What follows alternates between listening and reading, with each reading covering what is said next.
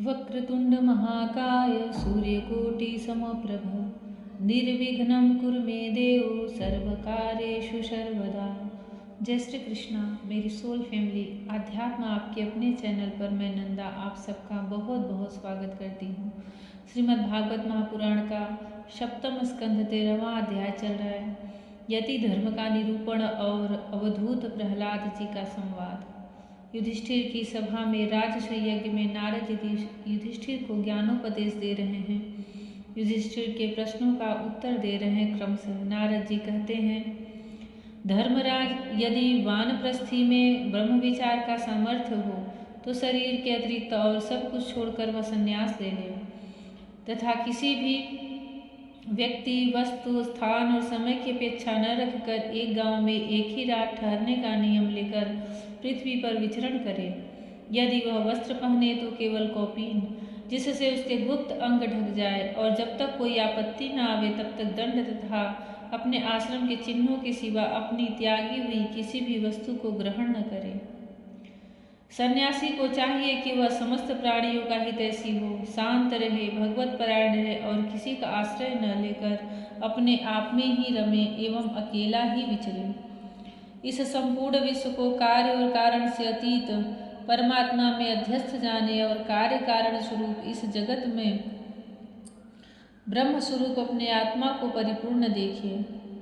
आत्मदर्शी सन्यासी सुषुप्ति और जागरण की संधि में अपने स्वरूप का अनुभव करे और बंधन तथा मोक्ष दोनों ही केवल माया है, वस्तुतः कुछ नहीं, ऐसा समझे। न तो शरीर की अवश्य होने वाली मृत्यु का अभिनंदन करे और न अनिश्चित जीवन का। केवल समस्त प्राणियों की उत्पत्ति और नाश के कारण काल की प्रतीक्षा करता रहे। असत्य अनात्म वस्तु का प्रतिपादन करने वाले शास्त्रों से प्रीति न करे।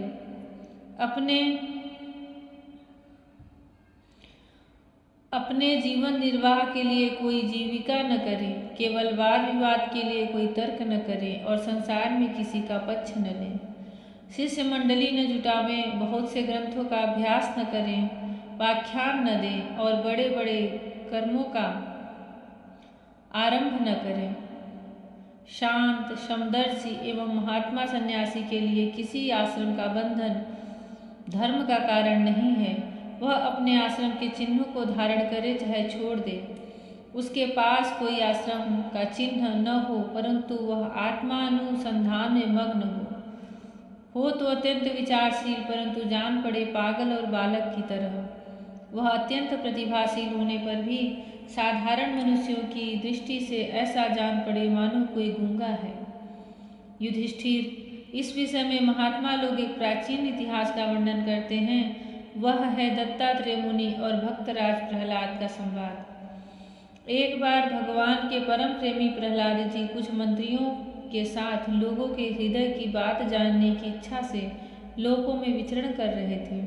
उन्होंने देखा कि सहा पर्वत की तलहटी में कावेरी नदी के तट पर पृथ्वी पर ही एक मुनि पड़े हुए हैं। उनके शरीर की निर्मल ज्योति अंगों के धूलि धूसरित होने के कारण ढकी हुई थी। उनके कर्म, आकार, वाणी और वर्ण, आश्रम आदि के चिन्हों से लोग यह नहीं समझ सकते थे कि यह कोई सिद्ध पुरुष है या नहीं है। भगवान के परम प्रेमी भक्त प्रहलाद जी ने अपने सिर से उनके चरणों का स्पर्श करके प्रणाम किया और विधि पूर्वक उनकी पूजा करके जानने की इच्छा से यह प्रश्न किया, भगवान, आपका शरीर उद्योगी और भोगी पुरुषों के समान हृष्ट पुष्ट है। संसार का यह नियम है कि उद्योग करने वालों को धन मिलता है, धन वालों को ही भोग प्राप्त होता है, भोगियों का ही शरीर हृष्ट पुष्ट होता है और कोई दूसरा कारण तो हो नहीं सकता। भगवान, आप कोई उद्योग तो करते नहीं, यूं ही पड़े रहते हैं, इसलिए आपके पास धन है ही नहीं, फिर आपको भोग कहाँ से प्राप्त होंगे? ब्राह्मण देवता, बिना भोग के ही आपका शरीर इतना हृष्ट पुष्ट कैसे है? यदि हमारे सुनने योग्य हो तो अवश्य बतलाइए। आप विद्वान, समर्थ और चतुर हैं, आपकी बातें बड़ी अद्भुत और प्रिय होती हैं। ऐसी अवस्था में आप सारे संसार को कर्म करते हुए देखकर भी समभाव से पड़े हुए हैं, इसका क्या कारण है? नारद जी कहते हैं, धर्मराज, जब प्रहलाद जी ने महामुनि दत्तात्रेय जी से इस प्रकार प्रश्न किया, तब वे उनकी अमृतमयी वाणी के वशीभूत हो मुस्कुराते हुए बोले। दत्तात्रेय जी ने कहा, दैत्यराज, सभी श्रेष्ठ पुरुष तुम्हारा सम्मान करते हैं। मनुष्यों को कर्मों की प्रवृत्ति और उनकी निवृत्ति का क्या फल मिलता है, यह बात तुम अपनी ज्ञान दृष्टि से जानते ही हो। तुम्हारी अनन्य भक्ति के कारण देवाधिदेव भगवान नारायण सदा तुम्हारे हृदय में विराजमान रहते हैं। जैसे सूर्य अंधकार को नष्ट कर देते हैं, वैसे ही वे तुम्हारे अज्ञान को नष्ट करते रहते हैं। तो भी प्रहलाद, मैंने जैसा कुछ जाना है उसके अनुसार मैं तुम्हारे प्रश्नों का उत्तर देता हूँ, क्योंकि आत्मशुद्धि के अभिलाषियों को तुम्हारा सम्मान अवश्य करना चाहिए। प्रहलाद जी, तृष्णा एक ऐसी वस्तु है जो इच्छा अनुसार भोगों के प्राप्त होने पर भी पूरी नहीं होती। उसी के कारण जन्म मृत्यु के चक्कर में भटकना पड़ता है। तृष्णा ने मुझसे न जाने कितने कर्म करवाए हैं और उनके कारण न जाने कितने योनियों में मुझे डाला। कर्मों के कारण अनेकों योनियों में भटकते भटकते दैववश मुझे यह मनुष्य योनि मिली है, जो स्वर्ग, मोक्ष, तिर्यक योनि तथा इस मानव देह की भी प्राप्ति का द्वार है। इसमें पुण्य करे तो स्वर्ग, पाप करे तो पशु पक्षी आदि की योनि, निवृत्त हो जाए तो मोक्ष और दोनों प्रकार के कर्म किए जाए तो फिर मनुष्य योनि की प्राप्ति हो सकती मनुष्य योनि की ही प्राप्ति हो सकती है। परंतु मैं देखता हूँ कि संसार के स्त्री पुरुष कर्म तो करते हैं सुख की प्राप्ति और दुख की निवृत्ति के लिए, किंतु उसका फल उल्टा होता ही है। वे और भी दुख में पड़ जाते हैं, इसलिए मैं कर्मों से उपरत हो गया हूँ। सुख ही आत्मा का स्वरूप है, समस्त चेष्टाओं की निवृत्ति ही उसका शरीर, उसके प्रकाशित होने का स्थान है। इसलिए समस्त भोगों को राज्य मात्र समझकर मैं अपने प्रारब्ध को भोगता हुआ पड़ा रहता हूँ। मनुष्य अपने सच्चे स्वार्थ अर्थात वास्तविक सुख को, जो अपना स्वरूप ही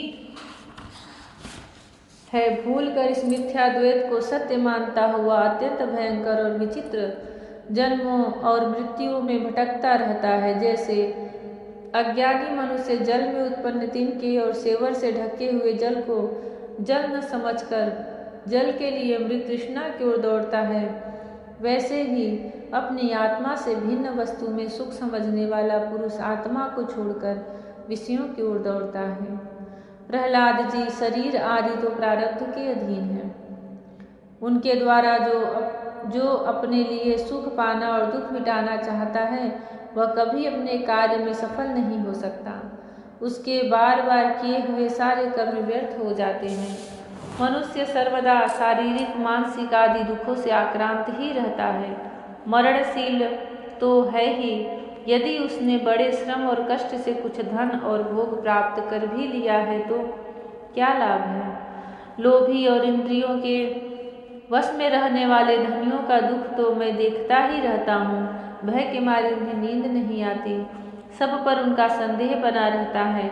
जो जीवन और धन के लोभी हैं, वे राजा, चोर, शत्रु, स्वजन, पशु पक्षी, याचक और काल से, यहाँ तक कि कहीं मैं भूल न कर बैठूं, अधिक खर्च न कर दूं, इस आशंका से अपने आप से भी सदा डरते रहते हैं।